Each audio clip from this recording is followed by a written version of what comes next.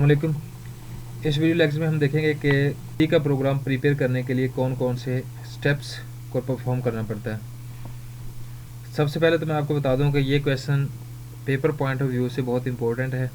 Chapter number 8 में या तो ये वाला क्वेश्चन आता है या फिर आ जाता है basic structure of C language, तो वो लेक्चर भी अपलोडेड है।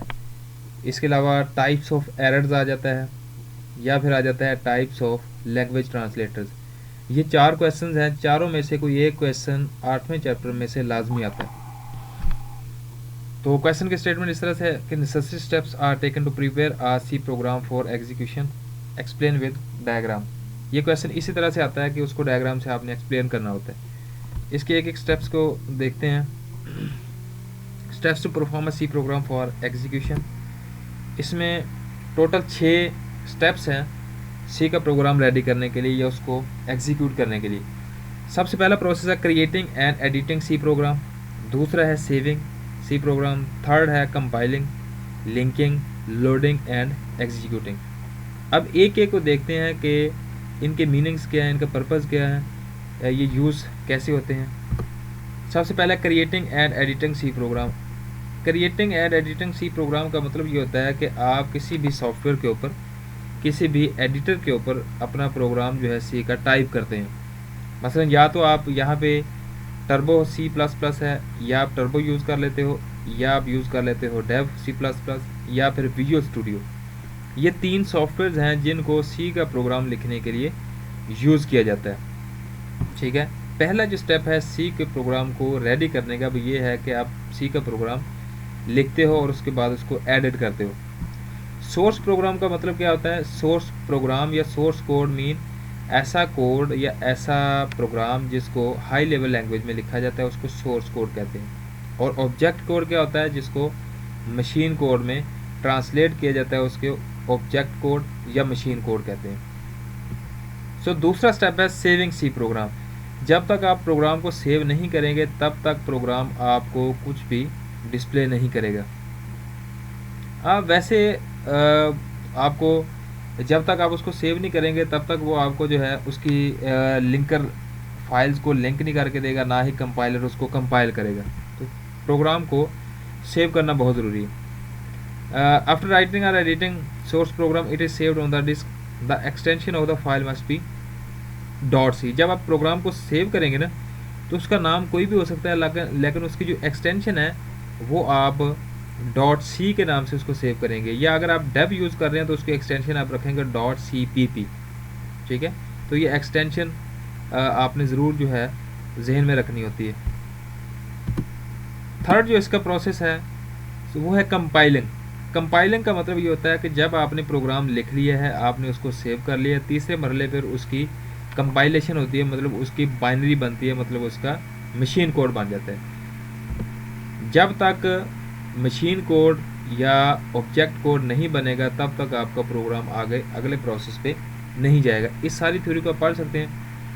वो यही कह रहा है, इसमें प्रोग्राम को कंपाइल किया जाता है, source program is converted into machine code या ऑब्जेक्ट कोड, या इसे ज़ीरोज़ एंड वंस का कोड भी कहते हैं।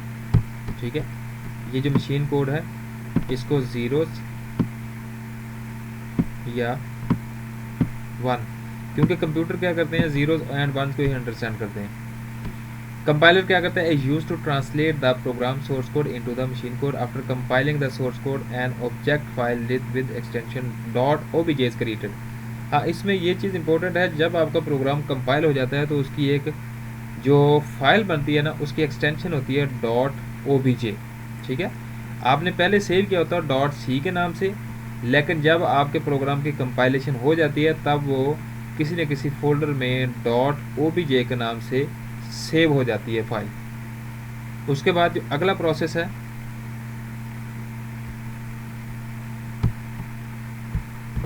नेक्स्ट प्रोसेस जो है कंपाइलेशन के बाद अगले प्रोसेस में लिंक बनाया जाता है। अब लिंक क्या किया जाता है?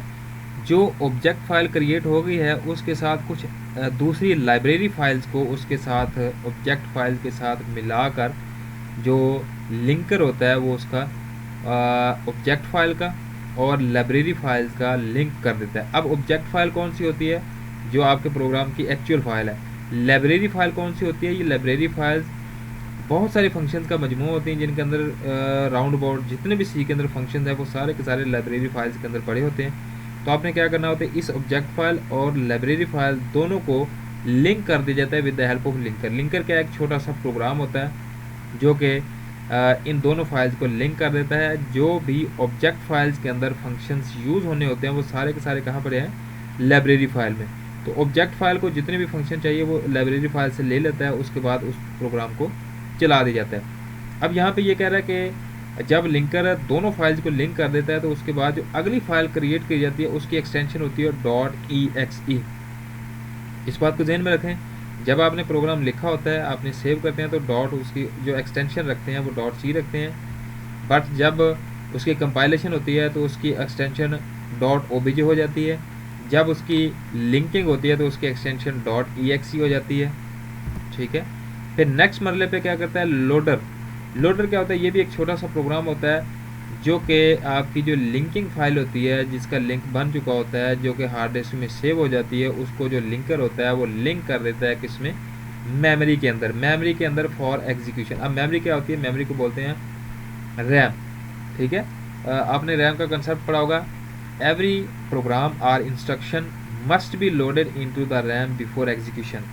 मतलब ये है कि कोई भी चीज़, कोई भी इंस्ट्रक्शन, कोई भी ऑडियो वीडियो, कोई भी डाटा लोड होने से पहले रैम में लोड होता है, उसके बाद उसको सीपीयू एग्जीक्यूट करता है। ठीक है, तो लोडर क्या करता है, मैं आपको थोड़ा सा इसकी ग्राफिकल रिप्रेजेंटेशन दे देता हूँ ताकि आपको थोड़ा क्लियर हो जाए। अब लोडर क्या करेगा, फॉर एग्जांपल ये आपकी है हार्ड डिस्क, मैं एग्जांपल दे रहा हूँ, ये हार्ड डिस्क है, यहाँ कहीं प्रोग्राम पड़ा है।